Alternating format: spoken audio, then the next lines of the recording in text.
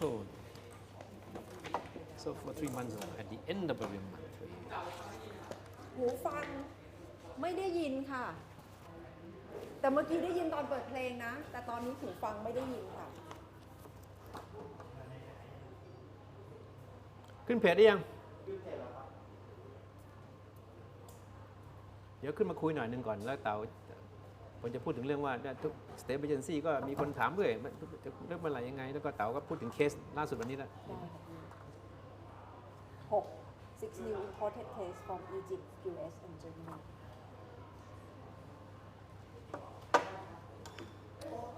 Okay.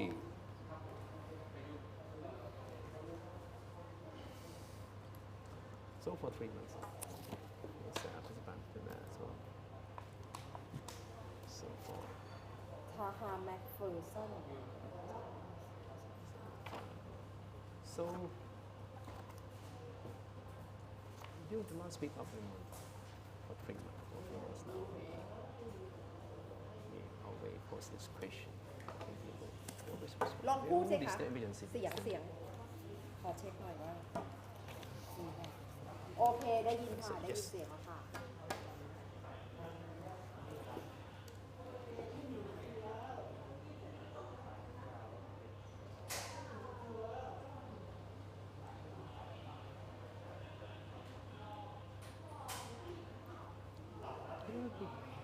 This is a partial concession.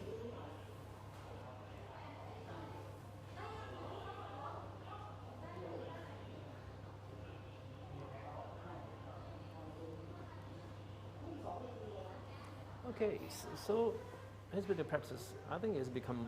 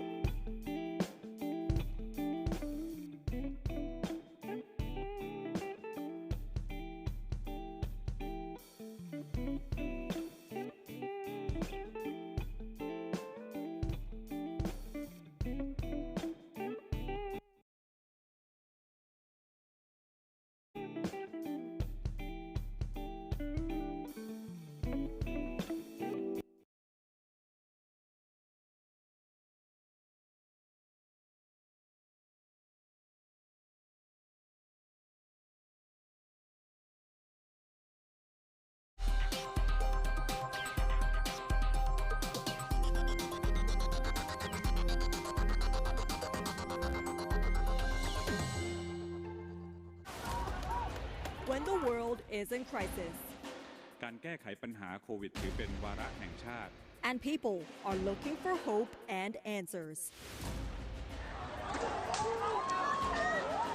Thai PBS World is there with you with the best minds of the day. Join us on Thai PBS World tonight, every weekdays at 7 p.m. Thai PBS World, we bring Thailand to the world. สวัสดีค่ะ Very good evening and welcome to our 7 o'clock news Thai PBS World tonight. I am Natha Gomonwadin. And good evening, I'm Thep Chai Yong.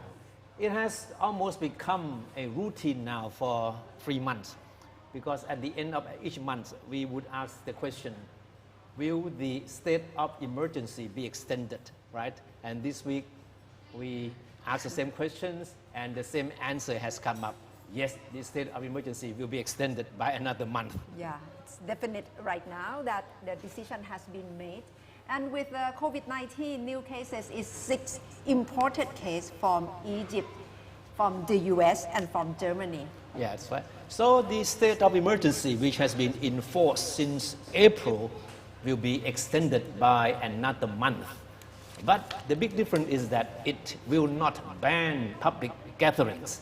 And this move is seen as a partial concession by the Prayut government to the mounting pressure from political parties and critics of the government. And in explaining the latest move today, the Secretary General of the National Security Council, General Somsak Prungsita, said authorities want to demonstrate that the state of emergency is needed only as a tool to deal with the coronavirus pandemic and not to stifle freedom of expression and freedom of assembly as alleged by government critics. He said the state of emergency, which will be extended to the end of August, is necessary as the country prepares to further ease its lockdown by allowing more foreigners into the country. The decision to extend the state of emergency was made at a meeting of the Center for COVID-19 Situation Administration chaired by Prime Minister Prayut Chan-o-cha today. It will need to be endorsed by the cabinet during its weekly meeting next Tuesday. Public gatherings are banned on health safety grounds under the current state of emergency.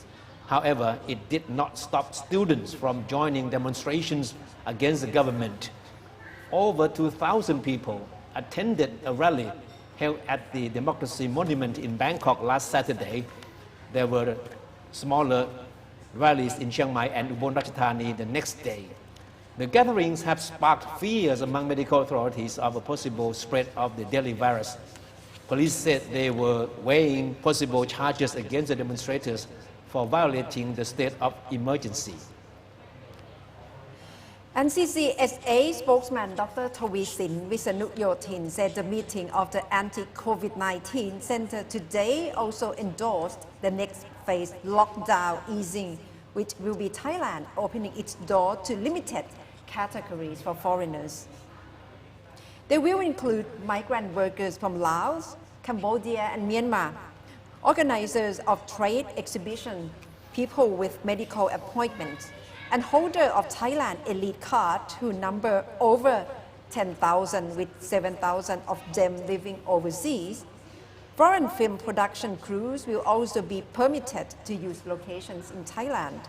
Dr. Tawisin said as many as 440 permissions were given to foreign film production crews last year, bringing in a revenue of over 4.8 billion baht. He said the arrival in these categories will be subject to strict public health safety measures, which include the mandatory 14-day state quarantine and constant monitoring.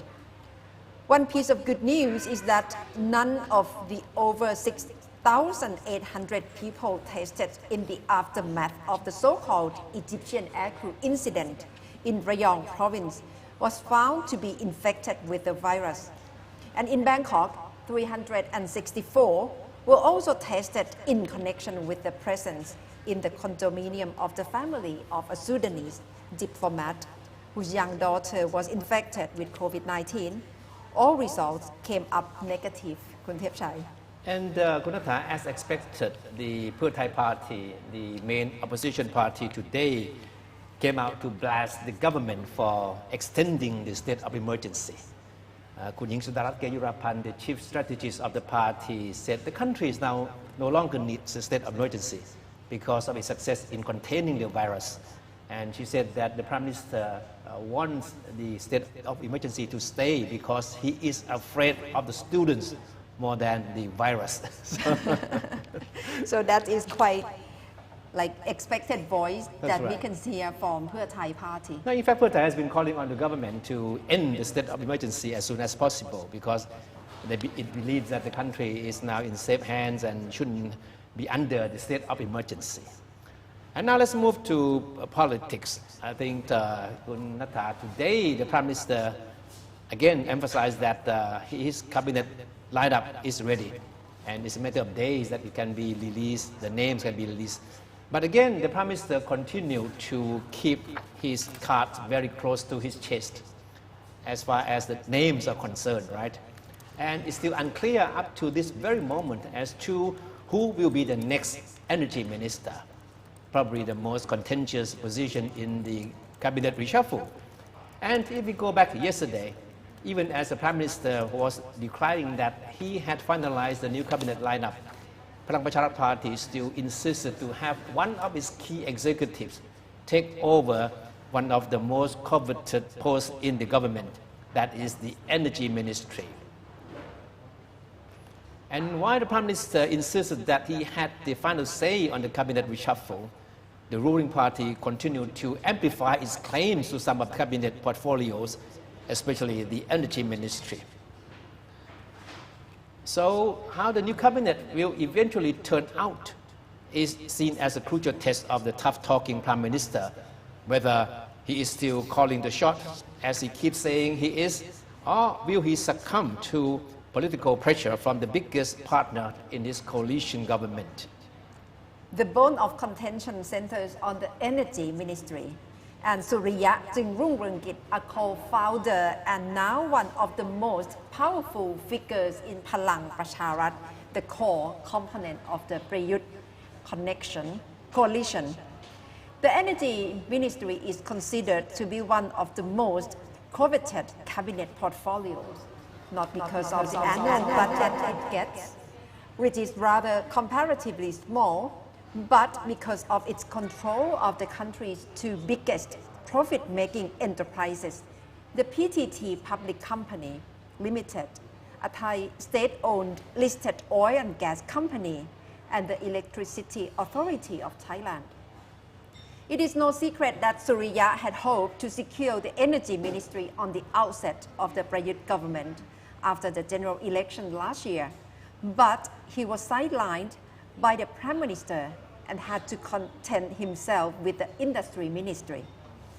But the more important question is why there has been so much aversion against Surya in the eyes of many.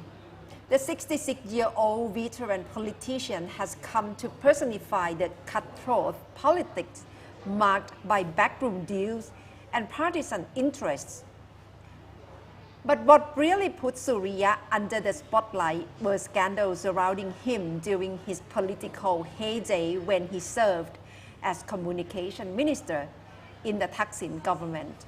He and then Prime Minister Thaksin Shinawatra were accused of corruption in the purchases of the controversial CTX-900 bomb detectors to be installed at Suvarnabhumi International Airport. But after 7 years of investigation, the National Anti-Corruption Commission eventually cleared both of them of the charges. But the scandal continues to haunt Surya to these days. After years of political hiatus, Surya made a comeback this time with a mission to team up with a bunch of other veteran politicians to build a new political party that would serve as a springboard for the military coup makers to return to the office in an election. Going by Thai political tradition, Surya and his supporters have all the reasons to believe that the payback time is long overdue. But Prime Minister Prayut seems to have a different idea. He is acutely aware of the consequence he gives in to pressure from Surya supporters. So if he has his way, he would rather have somebody else take the energy portfolio, and this should be clear in the next few days. Okay, that should answer the question why it has to be Surya in the eyes of the Palang Pracharat Party's member. And it's quite obvious that most of the mainstream media which are familiar with Surya's background are no friends of the veteran politicians. Most media commentators and press editorials have been openly critical of him. And back in August 2018, Surya tried hard to dispel speculation that his political comeback was only an attempt to show up his own political and business fortunes. And in a TV interview that has now come back to haunt him, Surya declared that he would not assume any political position in the post-election government.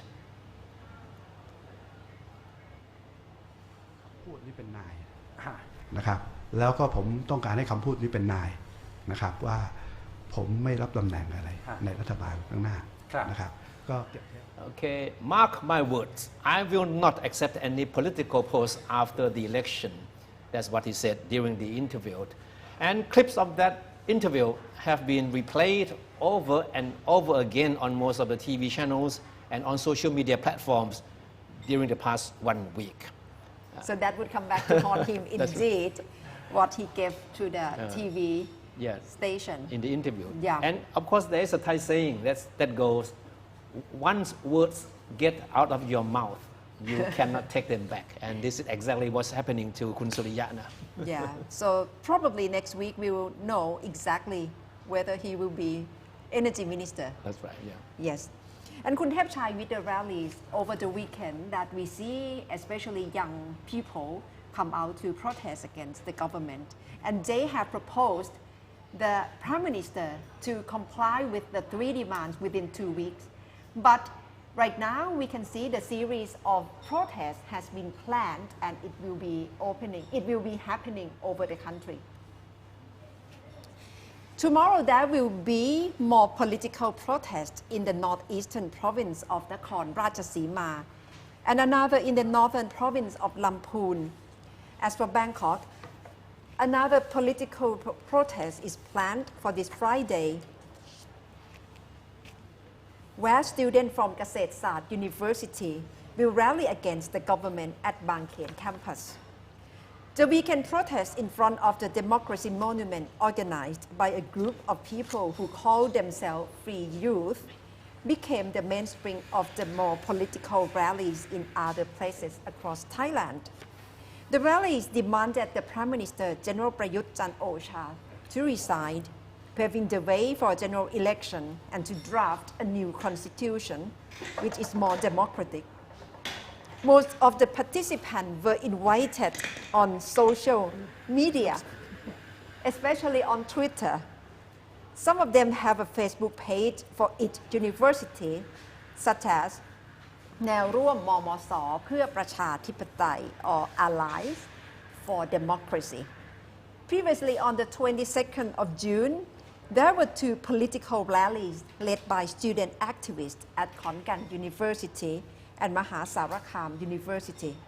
However, the university published a statement that they did not allow protesters to rally inside the campus due to the coronavirus outbreak. So we can expect to see more rallies coming in the next few days or probably weeks for what had planned for the national rallies, especially by young students from different universities in many regions of Thailand. Kun Thepchai. Just like we have talked to a number of political observers that the demonstrations by the students, activists should not be underestimated.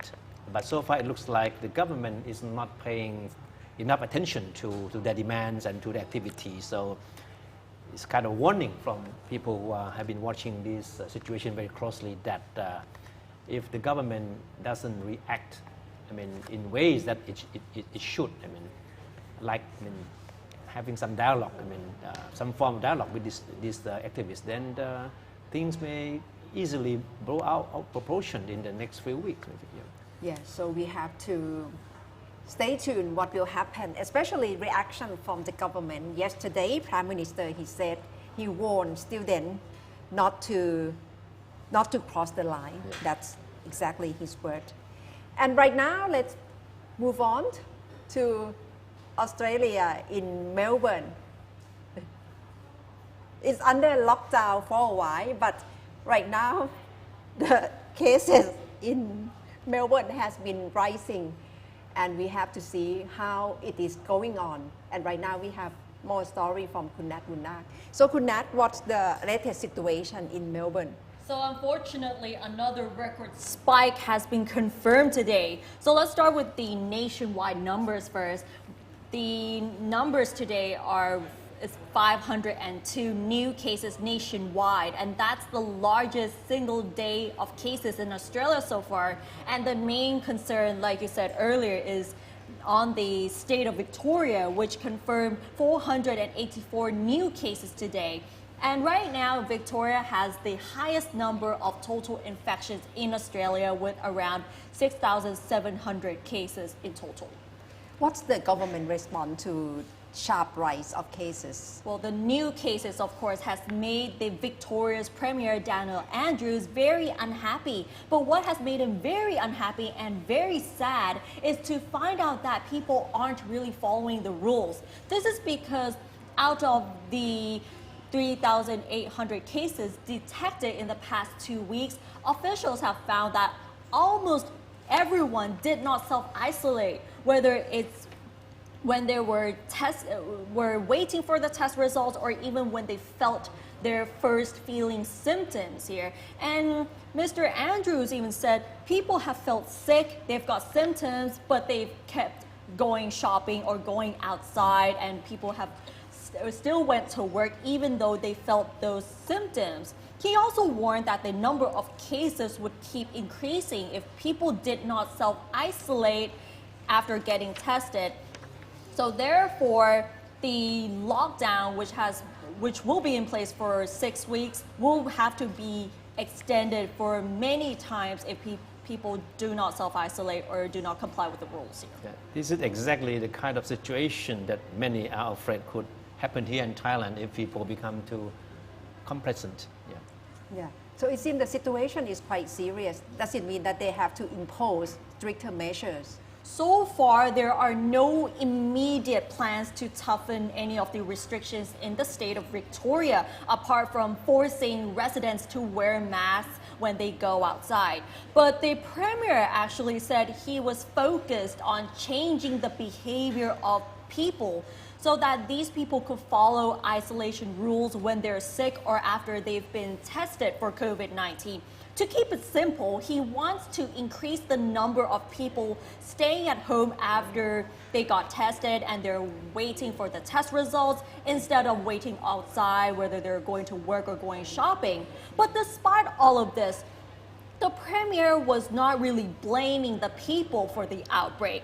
But he seems to understand that people have felt the pressure to work, to feed their kids, and to pay their bills, especially with casual workers who needed to attend work in order to get paid. This is why the Victorian government has been encouraging people to apply for the cash payouts for workers who have no access to sick leave. So this is a cash incentive of 1,500 Australian dollars to encourage people who are sick to stay at home. So if we convert the cash payout to workers with no access to sick leave, 1,500 US dollars is equivalent to almost 34,000 baht here.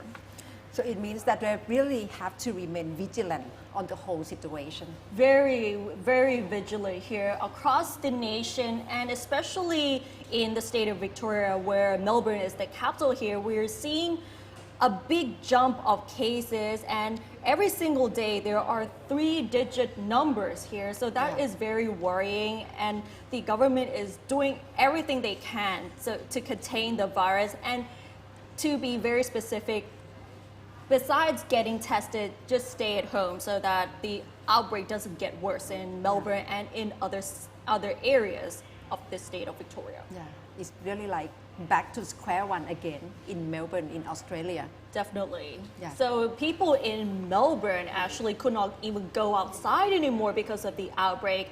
Many people have returned to their regime where they have to work at home and they have to self-isolate from other people, especially when they just got the test, they've been tested for COVID-19. So everyone has to be very careful right now. And what about COVID-19 in Thailand and in other countries? So, and just so you know, these are the developments we've been following right now. Thailand has recorded 6 new imported cases of COVID-19 today. All of them are returnees from Egypt, the United States, and Germany. The new cases brought a total number of infections to 3,261, with no new recoveries nor fatalities. The CCSA has confirmed the 4th extension of the state of emergency, which will now end on the 31st of August. The National Security Council said it is still necessary to have the emergency decree to prevent the virus outbreak, as Thailand plans to open its borders for more business meetings and tourism to stimulate the economy. The cabinet has assigned some ministers to serve as acting ministers for the vacant portfolios, with Deputy Prime Minister Visanu Krungam taking on both the economic affairs and energy portfolios. The qualifications of the proposed new full-time ministers are now being checked before the final list is submitted to His Majesty the King for royal approval. It seems every country has to remain active on COVID-19 right now. Yes, for sure. Even in Thailand, so Yeah. with the recent cases last week, I think everyone is being more vigilant right now. So everyone is getting really scared Yeah. of the second wave, because we've been seeing second waves in many countries around us. Yeah. And especially in Rayong province, normally expat community, especially from Sweden, they have been in Rayong quite actively. But after the case of COVID-19 and what's happened, some of them decide to go back to Sweden, especially even before the case of Egyptian soldier. And Khun Chalanthorn Yothasamut has explored expat community in Rayong province. Before the COVID-19 pandemic, 90% of foreign tourists of Rayong Canal are Swedish. อาทิตย์หน้าจะมีคนมาเที่ยวไหมเพราะว่าถึงหยุดแล้ว Prani, a local tour operator and a member of Rayong Community Enterprise, stated that there are 400 to 500 Swedish households in Lam Mapim Beach area. Most of them returned home during the COVID-19 pandemic. When the first wave of pandemic hit Thailand, the number of foreign tourists almost down to zero. After the lockdown has been lifted, travel businesses put their hope on domestic tourists, but it was not the case for Rayong. After the case of COVID-infected Egyptian in Rayong, almost all domestic booking was cancelled.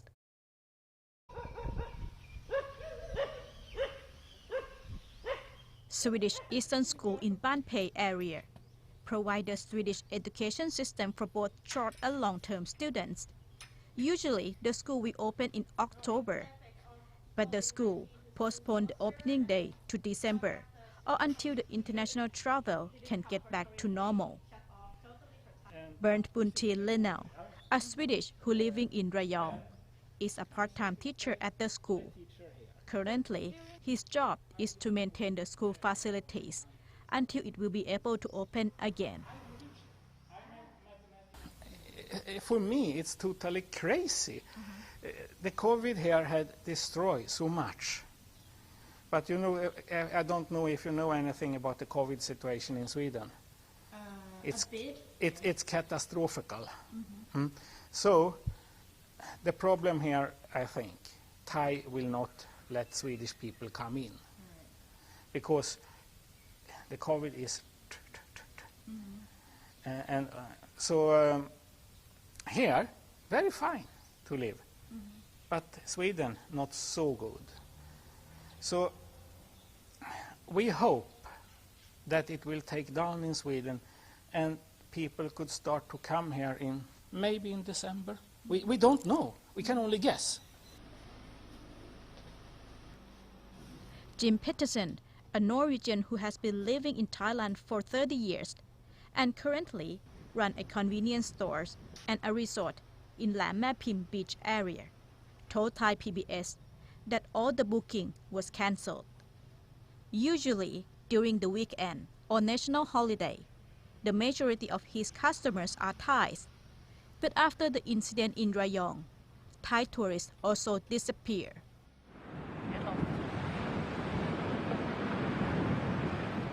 Tracy, a Canadian teacher at Rayong Withayakom School, who also has a business in Got Samet.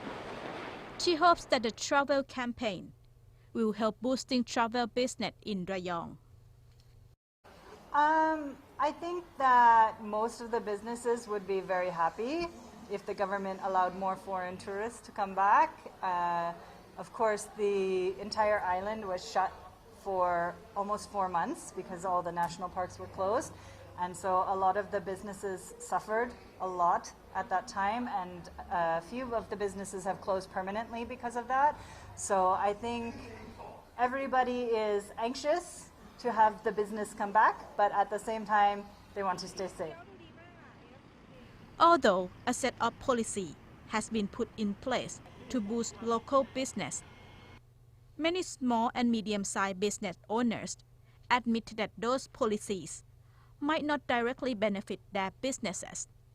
Chalanthorn Yotha Samut, Thai PBS World. That's how expat community in Rayong has to adjust themselves right now to cope with COVID-19 pandemic. And when we take a look at international community, New Zealand has been regarded as one of the most successful countries on earth to cope with COVID-19. What they did and what's the great cause of success. Right now we have Ambassador Taha McPherson, New Zealand Ambassador to Thailand, joining us live in the studio.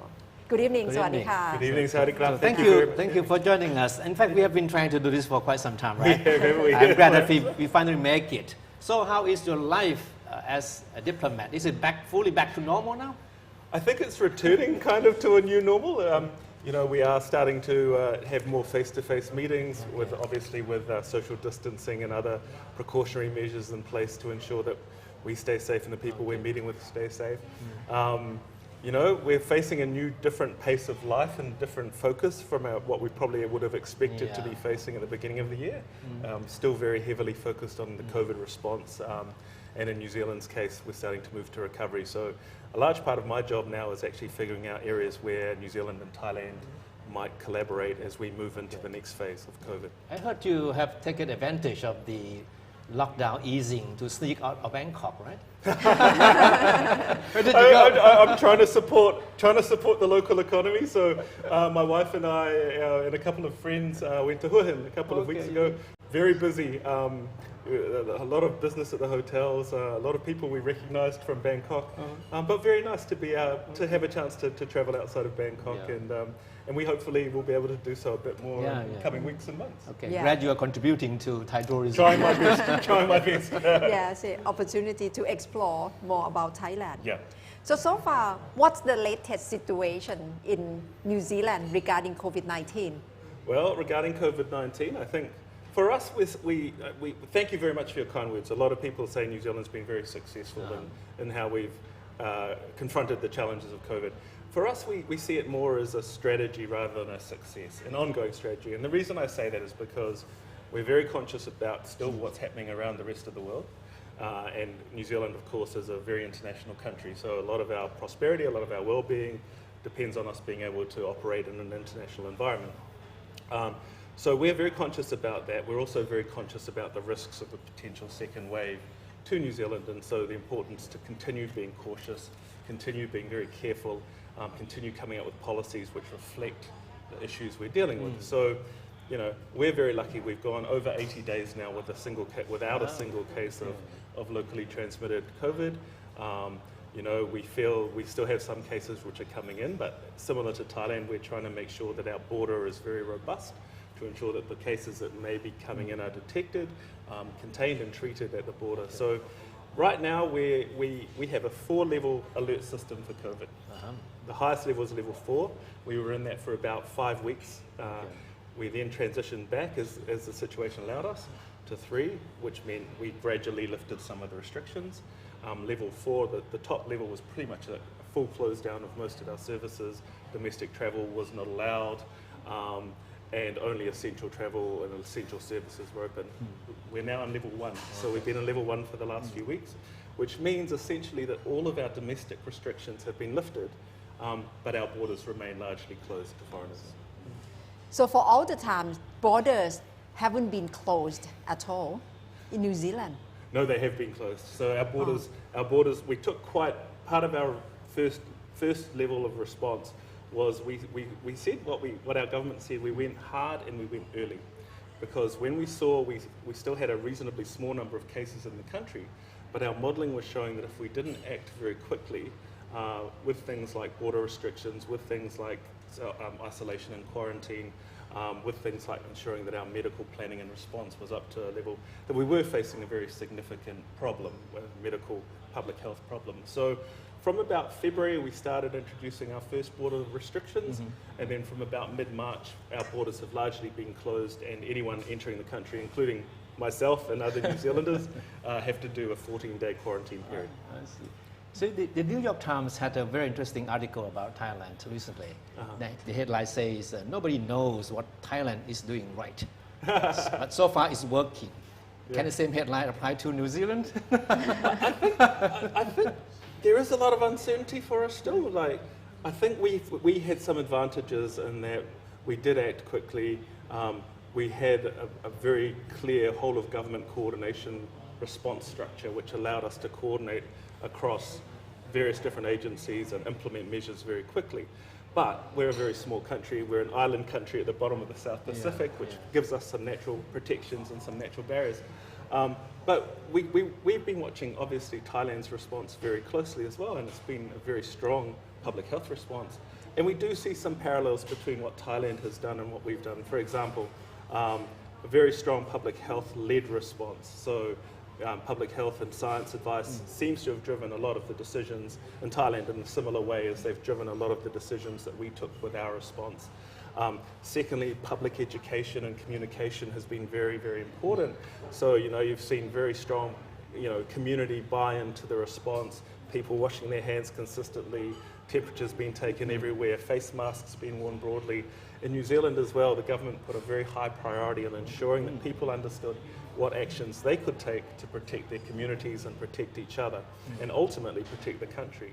But the other thing that was really important in both the Thai and New Zealand responses so far, I think, has been contact tracing. I mean, contact tracing is very important, we found, in isolating cases and managing cases, and then ultimately stopping community transmission from occurring.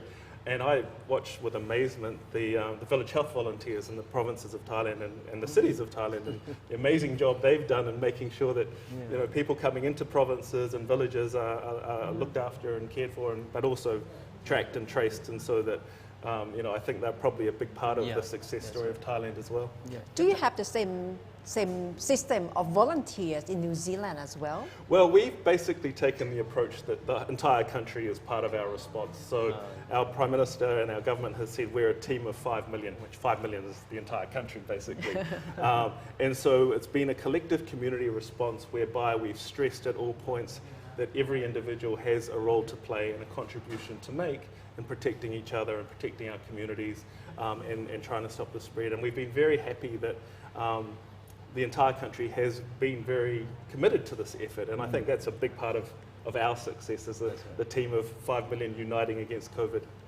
Your Thailand has been under the state of emergency for almost 4 months now. Was there any point in time in New Zealand that the authorities there were pondering the possibility of imposing state of emergency? I don't think we would ever have called it a state of emergency per se, but if you look at what we had as our level 4 response of our alert system, there were very similar kind of lockdowns instituted in terms of what some of the measures other countries under state of emergencies, including Thailand's taken. So, as I said, domestic travel was banned. People had to stay within their own bubbles, if you like, within their own family units. They couldn't really socialise with other people. Travel into the country was limited, and a lot of our restaurants, bars, other public venues were closed down. So we didn't call it a state of emergency, but certainly some of the measures that we instituted under that level of our alert system were quite similar to the ones we've seen in Thailand and other countries as well. You said you don't think as a success, but strategy. And when taking a look closely at the decision made by Prime Minister Jacinda Ardern, does it really come from her leadership, or she listened to public health officials to try to make a decision quite early? I think she's been very clear that two things have been very important to our response. One is it's been science and health driven. So she's listened and her government has listened very carefully to what the advice from the public health officials and the scientists has been, and that's really sort of dictated what our response levels have been and the tactics we've taken. And the other thing she's made clear, and we discussed this I think last time I was here about the Christchurch terrorist attacks, is she and the government have viewed this as very much a community whole of New Zealand effort. So we've got a whole of government response system, which means that every agency is involved and is coordinated, and obviously that's led by the government, by the cabinet ministers. But we've also had all of Parliament involved, so we've got a parliamentary subcommittee on epidemic response, which has scrutinised government decisions, and then again you've got local government and communities playing a role as well. So I think the Prime Minister has been clear that she sees this as a very much whole of New Zealand response to COVID, and I think one which has been driven by science and public health sort of advice. And so far, you know, we're reasonably satisfied with where things stand, but again, we're very conscious that there's still a risk out there and a lot of uncertainty about COVID-19, as all of our countries are. And so we're looking at ways we can work with other countries like Thailand, which has had a very strong public health response as well. And all this while in Thailand, the issue of the coronavirus has been heavily politicized here in this country. But what about in New Zealand? Do politicians of different camps have been speaking with one voice on this? Largely, yes. Yeah, I think so. I mean, as I said, we have had in Parliament, you've got different parties, and there has been a parliamentary subcommittee which has all parties, which has been able to interview the government on its response, government ministers, government officials on the response, which has allowed a degree of scrutiny. But by and large, I think there's been a strong public and political support for a national response to COVID-19. Do you come across any difficulty in trying to have people wearing masks?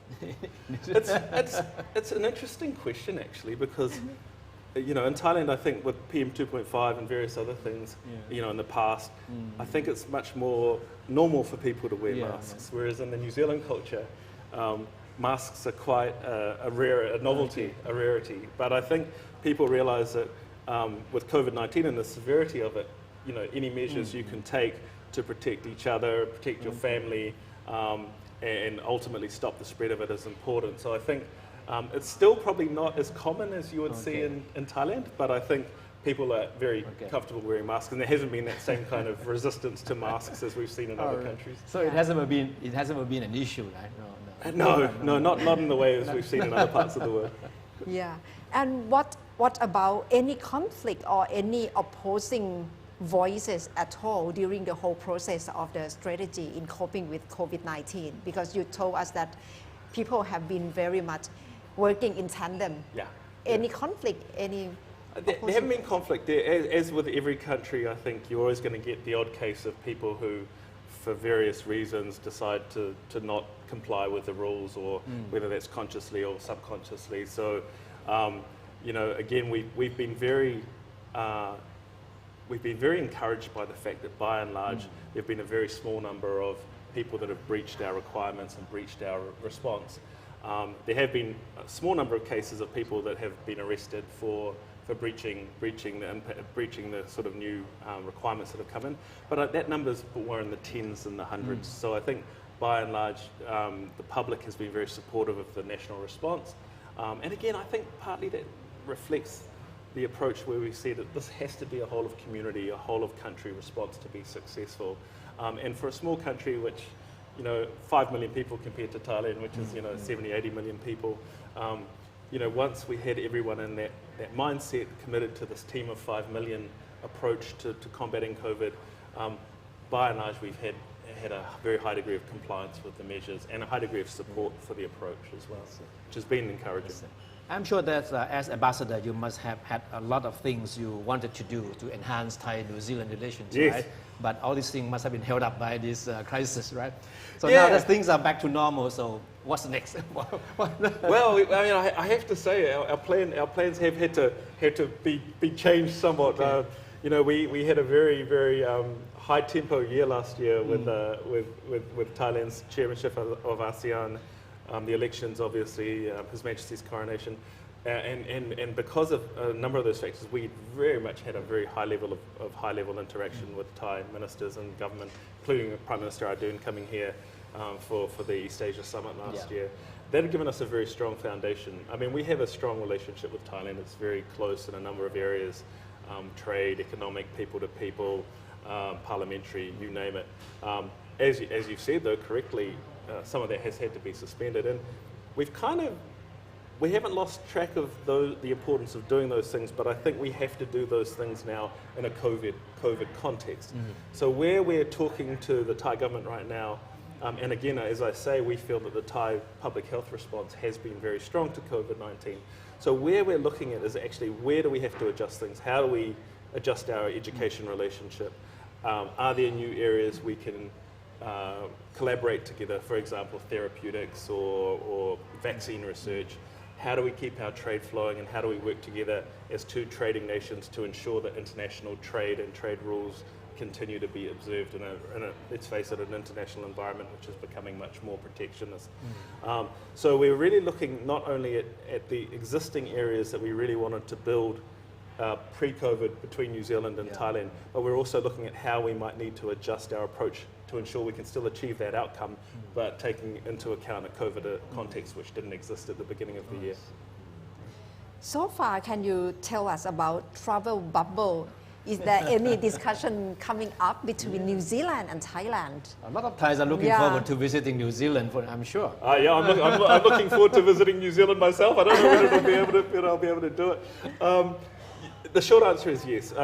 You know, we've been clear that our priority initially will be looking at Australia for a travel bubble. Australia and New Zealand have a very open relationship already, which makes it a bit easier to put things like travel bubbles in place from a regulatory perspective and a mutual recognition of some of the things we have to line up. We haven't quite got there yet.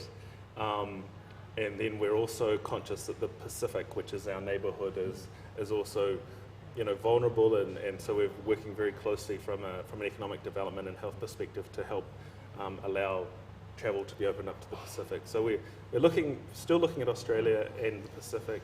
However, because Thailand and New Zealand have both had quite good health responses, we have started talking to Thailand and about how important it will be to keep in touch, because we both, Thailand has 20% of GDP from tourism, New Zealand has 10%. International education with Thailand is one of our biggest markets, and we usually have 4,000 Thai students studying in New Zealand at any given time. So at some point we are going to have to find a way to allow some of those sort of cohorts to be allowed to travel again. So we are talking to Thailand about travel bubbles. Thailand, I know, has talked to us in a very preliminary sense, and is talking to a number of other countries as well. But I think we will have to get to a point where we need to find a way to allow safe travel between our countries to ensure that some of those economic ties, which are so important to our relationship, can be resuscitated. Yeah. I think the coronavirus has put a stop to the Thai students going to New Zealand.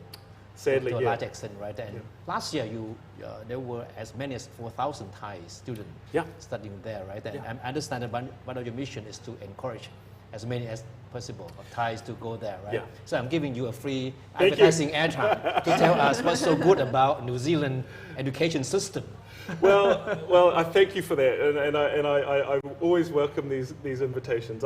Look, we're very proud of our education system, and we're very, very welcoming of Thai students. I mean, since the time I've been here, I've nearly been here for 2 years now.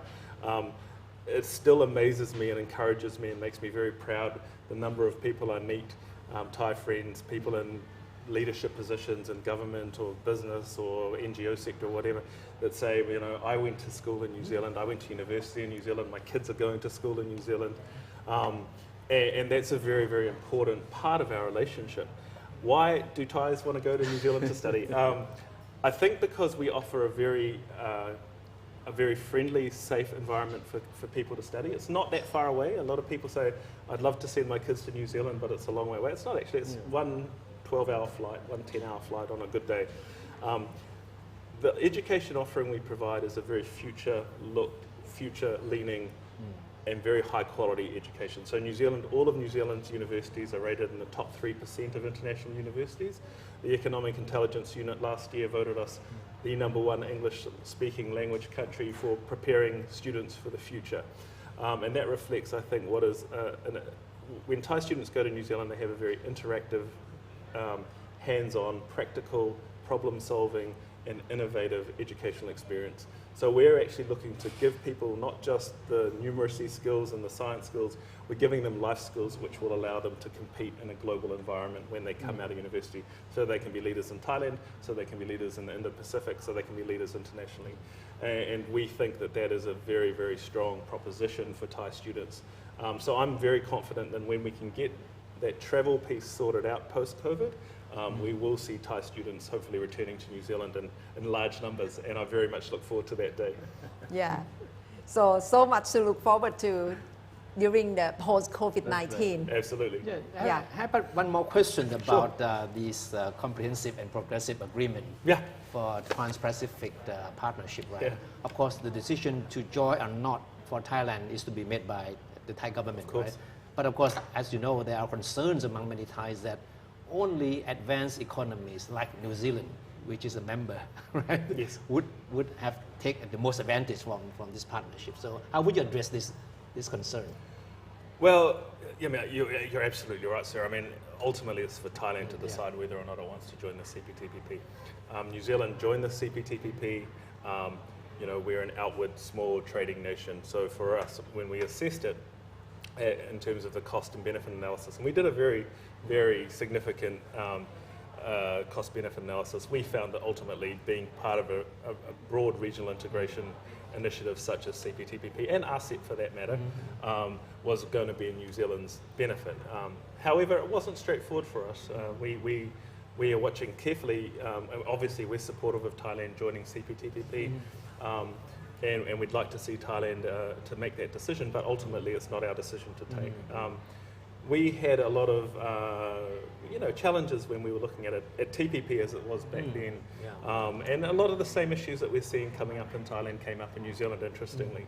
So issues like biologics, like intellectual property protections, like medicines, generic medicine access. Agriculture obviously is always a big issue for us. UPOV, protection of plant varietals. All of these issues were issues that New Zealand had to actually confront and be able to make a case for that would ultimately get it over our parliamentary line, but also we feel that we probably should have consulted and communicated with stakeholders in a more comprehensive way from the start than we did, and I think that became a challenge for us between TPP and then ultimately CPTPP.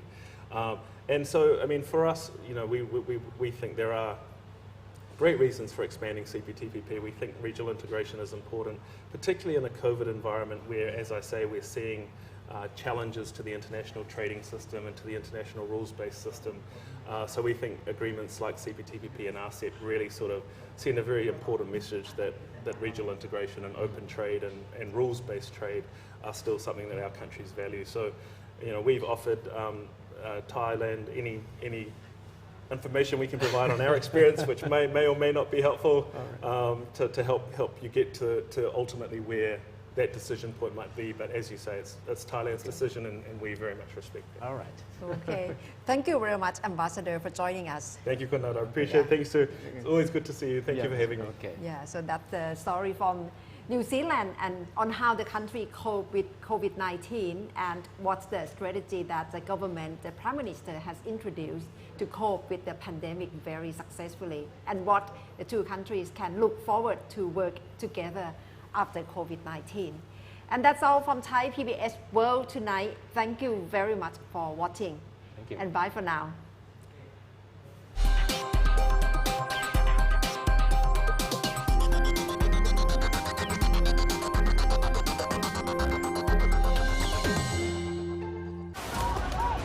When the world is in crisis. การแก้ไขปัญหาโควิดถือเป็นวาระแห่งชาติ And people are looking for hope and answers. Thai PBS World is there with you with the best minds of the day. Join us on Thai PBS World tonight, every weekdays at 7 p.m. Thai PBS World, we bring Thailand to the world.